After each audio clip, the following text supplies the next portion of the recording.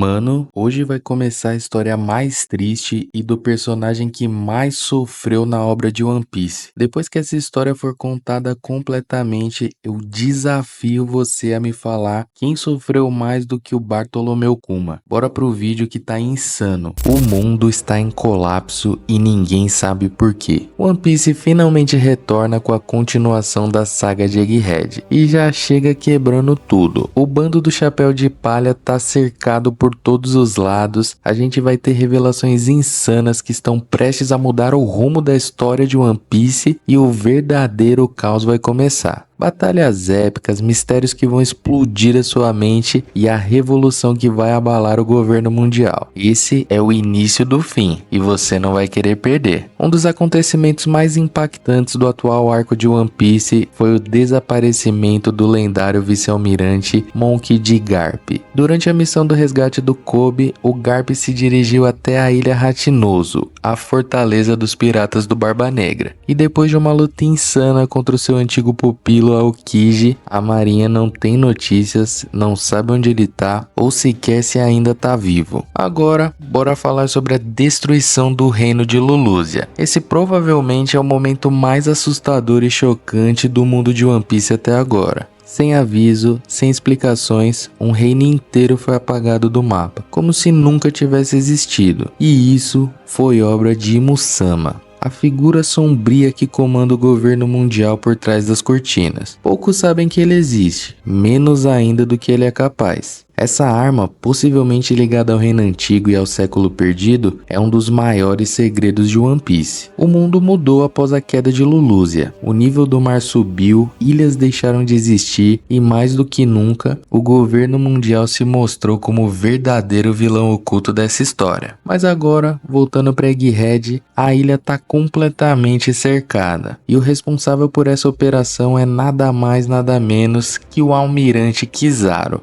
Após o desaparecimento do Dr. Vegapunk e a entrada dos Chapéus de Palha na ilha, a ordem é clara: ninguém deve sair vivo de Egghead. Kizaru é um dos mais poderosos almirantes da marinha, e ele foi enviado com uma frota gigantesca. O objetivo é simples: isolar completamente a ilha e eliminar qualquer ameaça. Além de uma força naval colossal, cheia de vice-almirantes, ele conta também com a presença de Saturno, um dos 5 anciões, algo sem precedentes na história de One Piece. Enquanto Kizaru se aproxima, os Chapéus de Palha e Vegapunk se preparam para fugir dali. Mas escapar de um almirante e um ancião não vai ser fácil. E aqui a Judas começa a agir. York, a traidora entre os satélites do Vegapunk, faz contato direto com o governo mundial. Para garantir seu lugar entre os poderosos do mundo, ela fez um acordo sombrio com eles. Ela entregaria todos os dados e segredos do Vegapunk, em troca de poder, status e se tornar um dragão celestial. Mas algo saiu errado. Durante a operação em Egghead, os Chapéus de Palha descobriram o plano da York, e ela foi capturada antes de concluir sua traição. Mas mesmo assim, York consegue enviar uma mensagem direta ao governo mundial, chorando, dizendo que foi capturada. Eles não estão nem aí pra ela, mas precisam manter ela viva e a usina de Egghead intacta para continuar usando o poder da Mother Flame.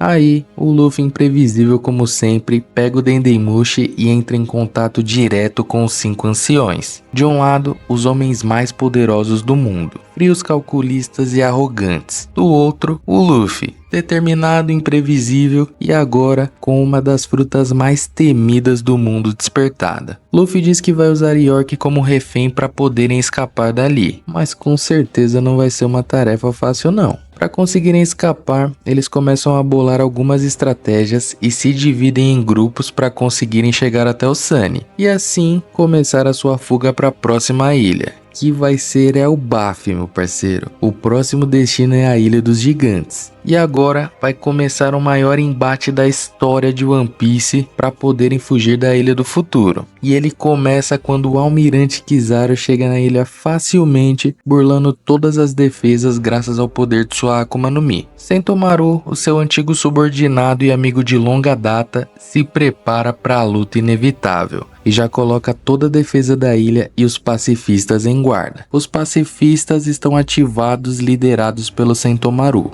A defesa da ilha é colocada à prova e o confronto inevitável está prestes a acontecer. As armas feras não vão deixar a marinha invadir de jeito nenhum. Elas destruíram os navios da marinha como se fosse papel. Com pacifistas e as armas feras, a ilha tem uma defesa intransponível. Então, os vice-almirantes entram na linha de frente para começar a invasão. E aí a gente consegue ver um pouco do poder deles, que conseguem bater de frente com esses monstros. Um deles até consegue derrotar uma fera com apenas um soco, e a invasão começa. Kizaru e Sentomaru estão frente a frente em um reencontro carregado de emoções. Sentomaru, que já foi subordinado do Kizaru, agora se impõe diretamente ao almirante. Esse é um embate que mostra a diferença de ideais. A justiça cega versus a justiça moral. Kizaru avança com sua velocidade absurda da Pika Pika no Mi, lá ele. Sentomaru usa toda a força dos pacifistas para tentar conter o avanço da marinha e vai pessoalmente conter o almirante. Ele se mostra muito poderoso, com uma defesa surpreendente, mas o almirante está em outro nível. Afinal de contas, ele que ensinou tudo ao Sentomaru, para que ele fosse forte o bastante para proteger o Dr. Vegapunk, que salvou ele quando ele estava completamente sozinho. Quem diria que o Sentomaru teria que defender o doutor do seu próprio mestre? Para não estender essa luta por muito tempo e conseguir tomar o controle dos pacifistas, o Kizaru acaba com o sofrimento de lutar com seu amigo e derruba ele com um golpe sinistro. Agora, com Sentomaru inconsciente, Kizaru pode dar a ordem aos pacifistas por causa da hierarquia de comando. Então ele ordena que os pacifistas destruam as armas feras marinhas que estavam defendendo a ilha. Agora, o caminho ficou totalmente livre para a marinha invadir sem problemas. Enquanto isso, Jay Garcia Saturne, um dos 5 anciões, observa todos os movimentos. A presença dele na ilha com certeza vai mudar o jogo. Ele é um dos seres mais poderosos do mundo. O Saturne ainda não se envolve diretamente, mas claramente está esperando o momento certo para agir. York continua em custódia. Os chapéus de palha sabem que ela ainda pode ser útil como moeda de troca. Em meio a todo o caos da invasão e tentativa de fuga, Rob Lute, traíra como sempre, vê uma oportunidade de eliminar o Vegapunk e ataca sem pensar 2 vezes. Mas Stussy se coloca na frente e é gravemente ferida. Sandy, que não é bobo nem nada, já prende o Kako numa bolha que inibe os poderes de sua Akuma no Mi. E o Zoro já ataca furioso e manda o Lute pra longe para manter todos em segurança. Luffy, Frank, Bonnie e Lilith conseguem chegar ao Sunny e o robozão tava levando ele no braço para seguirem com o plano de fuga. Mas o Kizaru, por ser feito de pura luz, consegue facilmente passar por todas as barreiras de Egghead e chega até o topo, onde dá de cara com o pessoal fugindo. O Luffy já sente o perigo e que precisa entrar em ação o quanto antes para proteger seus amigos, e antes deles perceberem, ele some e já bate de frente com o almirante numa cena épica. É haki do rei para todo lado. A verdade é que o Luffy estava ansioso por esse reencontro. Dessa vez vai ser totalmente diferente de 2 anos atrás nessa balde.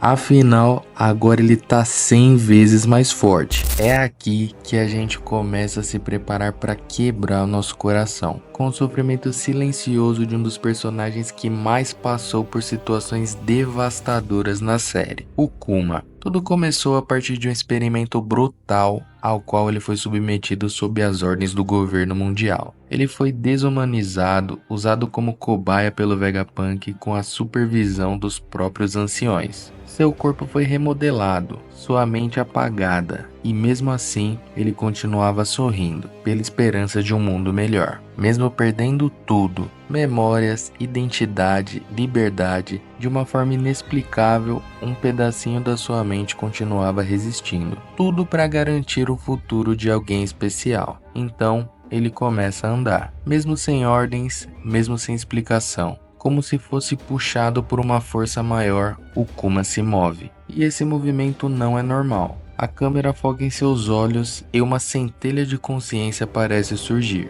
Kuma, que estava totalmente sob o controle do governo, agora parece estar despertando por conta própria. Será que o desejo de proteger a Bonnie foi mais forte que os comandos do governo? Ou será que o Vegapunk escondeu alguma coisa no Kuma? O que você acha? Comenta aí. Kuma, com o poder absurdo de sua Akuma no Mi, se direciona a Mary Joyce, mas tá tão fraco que bate com tudo na parede. Mas nada vai impedi-lo de cumprir o seu objetivo. Quando finalmente chega ao topo, ele é atacado constantemente pelos guardas. E como se não desse para piorar, o almirante de frota tá de frente com ele para impedi-lo. Akainu quer conter o Kuma chamando ele de ameaça e já dá um ataque cabuloso no rosto do Kuma. Com a pouca energia que lhe resta, ele sai correndo e consegue fugir com o poder da sua Akuma no Mi. Akainu se lembra do passado de ter capturado a Bonnie. Ela chorando disse que o pai dela nunca iria abandoná-la. E o Akainu começa a pensar que ela estava certa. E aí, voltando para Egghead,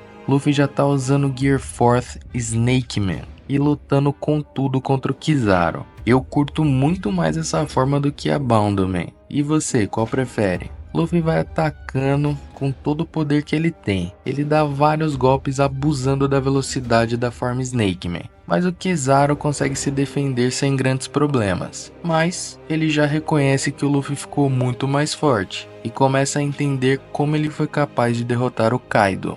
Kizaru não tá pra conversinha não, e já se afasta muito do Luffy. Ele ataca dessa distância sinistra porque conforme vai acelerando, a força do ataque é amplificada absurdamente. O seu ataque foi tão brutal que além de mandar o Luffy lá pra casa do carai, destruiu completamente o Vega Force One. É uma das invenções favoritas do Vegapunk. A Lilith se acaba de chorar depois que vê sua obra-prima explodir. Kizaru se lembra de quando o Vegapunk construiu ele. As lembranças não saem mais da sua cabeça. A Bonnie, no ato de desespero, tenta atacar o Kizaru com a sua habilidade. Mas ele desvia facilmente e dá uma bicuda nela que manda ela pra longe até batendo na barreira. O Frank vai tentar atacar ele com seu Radical Beam, mas não dá tempo, ele já some dali. Então Frank desesperado tenta ligar pro Sop para avisar o mais rápido possível, só que foi tarde demais. Kizaru chega e fica cara a cara com o Vegapunk. Todo mundo já se caga de medo do almirante. O Kizaru reconhece que essa é a missão mais difícil que ele já encarou até hoje, a missão de matar o seu grande amigo. Então ele quer acabar com isso o mais rápido possível. Só que aí, meu amigo, começa a tocar os tambores da libertação. E aí já sabe quem tá chegando, né? Luffy Gear Beetlebe 5. Ele já chega no estilo e vai em direção ao almirante. E olha ele aqui, ó. O mais engraçado é a reação da galera vendo o Luffy no Gear 5. Kizaru tá até agora tentando entender o que tá rolando. Mas é aí que a verdadeira batalha vai começar.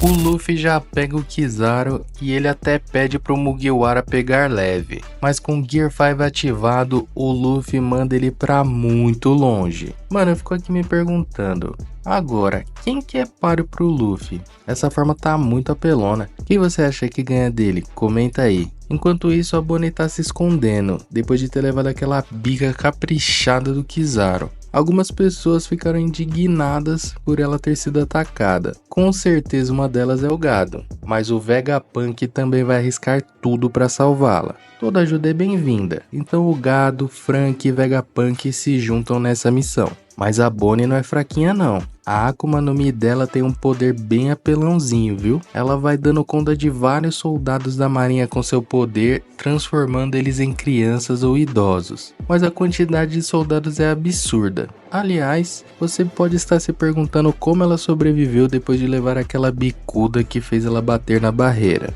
Quando ela estava prestes a cair com tudo no chão, usando suas últimas forças, Sentomaru, que estava gravemente ferido da batalha contra o Kizaru, salvou ela. Mandou ela correr dali e já caiu desmaiado. Agora, vamos falar de uma parte boa. Rob e Lute sendo humilhado com apenas uma frase.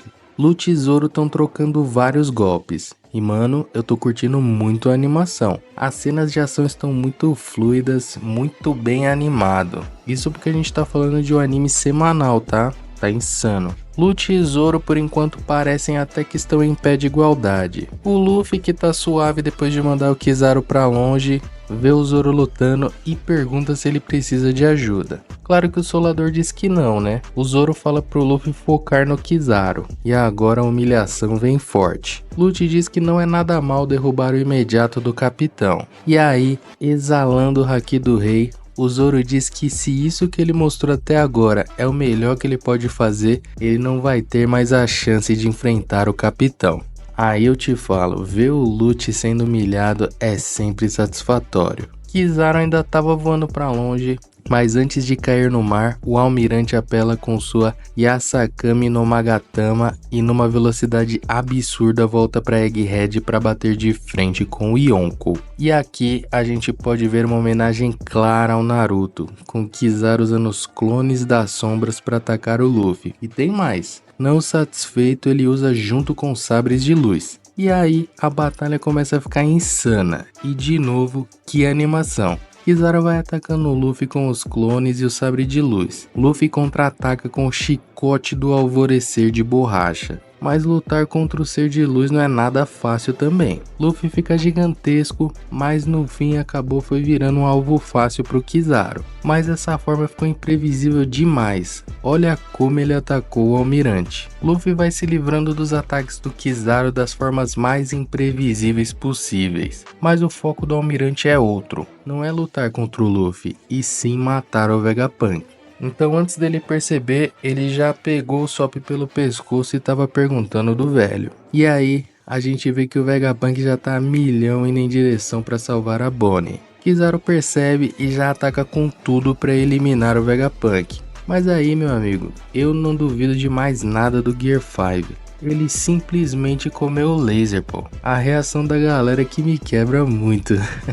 De alguma forma, o Luffy absorveu e resistiu ao ataque, e o Vegapunk conseguiu juntar o bonde e ir para a parte inferior para salvar a Bonnie. A marinha já percebeu que ele tá lá e querem eliminar o Vegapunk de qualquer jeito. Mas agora ele pode dar a ordem aos pacifistas e é isso que ele faz. A nova ordem é eliminar os marinheiros. Parece que o jogo virou, não é mesmo? Mas tem alguém que não curtiu isso muito e vai acabar entrando na festa. Sob as novas ordens do Vegapunk, os pacifistas agora estão tocando terror com a marinha. Então a galera aproveita para procurar a Bonnie. E não existe uma pessoa melhor no mundo que ele para essa tarefa. Sanji. O Sanji revela que tem um poder que vai muito além do haki de observação e até mesmo da compreensão do Vegapunk. Esse é o poder do haki do gado. Ativando o radar do gado, ele localiza a Bonnie facilmente. Vegapunk segue na direção que o Sanji disse, mas ele já sai disparado na frente. Um vice-almirante encontra a Bonnie e ataca ela. A Bonnie vai resistindo bravamente, mas lidar com tudo sozinha não tem como. De repente, um pacifista aparece de frente com ela para capturá-la. A Bonnie fica sem entender, porque o Vegapunk tinha dado uma nova ordem. Então, vemos que é a habilidade da fruta de outra vice-almirante. A Bluegrass dá o comando e o pacifista prepara o seu ataque. A Bonnie de repente parou de se mexer completamente, porque ela viu o pacifista e lembrou do seu pai. Então, o pacifista ataca com tudo e no último instante o gado consegue salvar a Bonnie. Logo na sequência, o Vegapunk já chega com reforços e eles começam a vazar dali. Enquanto isso, os outros Mugiwara se preparam para fugir. O Zoro continua lutando contra o Lute e o Luffy contra o Kizaru. Mas agora que a coisa vai ficar séria de verdade. O coisa ruim se levanta. De repente, o céu escurece. Todos começam a sentir uma presença bizarra e sinistra. Alguém ordena que os pacifistas parem e eles obedecem. O Vegapunk já fica em choque porque ele sabe o que significa. Os únicos com autoridade maior que o Vegapunk sobre os pacifistas são os 5 Goroseis, ou melhor, os 5 anciões. Então, uma onda de energia sinistra começa a emergir em Egghead. Um pentagrama aparece no chão. Um poder tão grande que mudou completamente o ambiente. Os 5 anciões são a maior autoridade do mundo de One Piece. E São Garcia Saturne está chegando em Egghead. Um ser bizarro começa a sair do pentagrama. e já completamente transformado, o Saturne chega de uma vez. Só de olhar para ele, o marinheiro já perde a vida. Kizaru se aproveita da situação e tenta eliminar o Vegapunk. Quase ele consegue. Luffy chega para impedir o Kizaru, mas ele já tá chegando no seu limite. Então, ele usa tudo que tem e acerta o Kizaru em cheio, mas já perde a sua transformação na hora. O impacto da queda acabou deixando o Vegapunk e os demais cara a cara com Saturn. Só que aí, quando a Bonnie vê o ancião cara a cara, as memórias do seu pai começam a vir na sua cabeça. Ele é o responsável pelo Kuma ter perdido totalmente a sua humanidade. Então, sem pensar duas vezes, a Bonnie vai pra cima do Saturno chorando e dá-lhe uma facada no capricho para poder vingar o que ele fez ao Kuma. Mas só a presença do ancião é tão avassaladora que ninguém abaixo de almirante contra almirante podem ficar próximos dali. Se não acontece isso aqui. Os marinheiros ficam em choque quando veem que o Saturne foi apunhalado pela Bonnie, mas a verdade é que ele deixou ela fazer isso. Em um instante, ele se cura como se nada tivesse acontecido e pega a Bonnie pelo pescoço, então começa a esmagar ela. O Sanji já vai pra cima com tudo para tentar salvá-la, mas o Saturne tá em outro nível. Ele não teve nem chance e já cai no chão ferido, sem nem entender que golpe que ele levou. O Kizaru ainda tá na merda depois do socão que ele levou do Luffy, não vai conseguir se mexer por um tempo. Aí, o Saturne vê que o Luffy tá enfraquecido depois de usar tanto poder e tenta aproveitar a chance para eliminar o Nika de uma vez por todas. Mas o Frank consegue salvar ele por pouco, e agora a coisa complica ainda mais. O Saturne ordena que todos os marinheiros apontem suas armas para Bonnie, e quando ela tá prestes a ser executada, começa o flashback do Kuma. Quando essa história terminar de ser contada, comenta aí quem você acha que sofreu mais do que esse cara na obra de One Piece. Em um dia ensolarado, nasce o Kuma.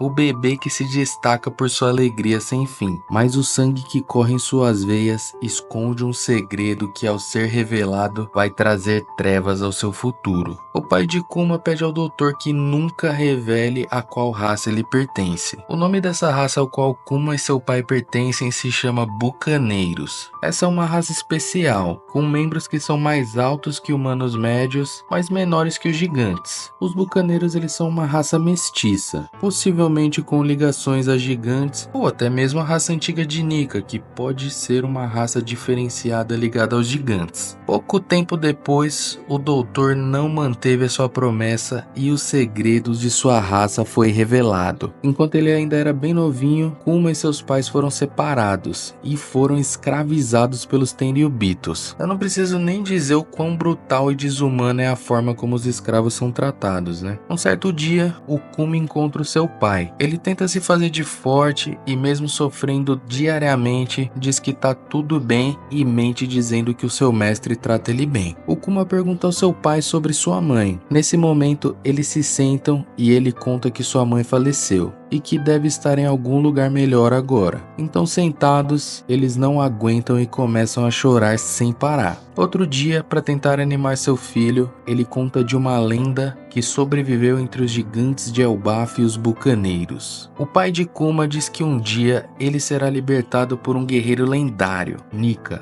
o deus do sol. Seu pai começa a replicar sua dança característica e o sorriso que nunca sai do seu rosto. Kuma sente um fio de esperança, mas nesse momento, de forma brutal, seu pai foi assassinado por um Tenryubito bem na frente do Kuma, só porque ele tava fazendo barulho, mano. Dito isso, depois de algum tempo, vai acontecer o incidente que vai abalar o mundo, o desafio de God Valley. O incidente de God Valley foi um evento lendário que aconteceu há 38 anos, envolvendo os piratas Rocks, os antigos Yonkos como a Big Mom e o Kaido, os Tenryubitos e os marinheiros, incluindo Monkey D. Garp e até mesmo Goldie Roger. Os Tenryubitos estavam em God Valley realizando um torneio de caça humana, um evento completamente cruel onde eles caçavam escravos só para puro entretenimento. Essa é uma das práticas mais desumanas já mostradas na série, evidenciando a podridão da nobreza celestial. Eles simplesmente fazem o que querem, mano. O rei, ao contestar a decisão, foi instantaneamente executado pelo pai do Shanks. Quer dizer, Fingerland Garling, guarda esse nome, porque esse cara ainda vai fazer uma baguncinha em One Piece. Será mesmo que ele é o pai do Shanks? O que você acha? Mal sabiam eles que o que ia rolar nesse lugar precisou ser apagado da história. O Kuma estava em God Valley e ia ser um dos escravos caçados, mas ele decide tentar fugir. Dá pra ver que a raça dele tem uma força absurda, porque ele entorta a cela no braço e vaza dali. Mas antes de conseguir fugir, os outros escravos acham ele, espancam ele para levar ele de volta. A verdade é que se ele não voltar, todos os outros vão ser mortos, mas eles vão acabar morrendo de qualquer forma, né? O Kuma já estava exausto e queria morrer ali mesmo. Até que duas pessoas que vão mudar a sua vida completamente aparecem. Ivankov e a sua irmã Ginny. Ela te lembra alguém? Eles oferecem uma escolha aos escravos: ficar ali ou morrer, ou então fugir desse caos todo. E ali, depois de muito tempo, a gente finalmente vê os olhos do Kuma brilharem novamente.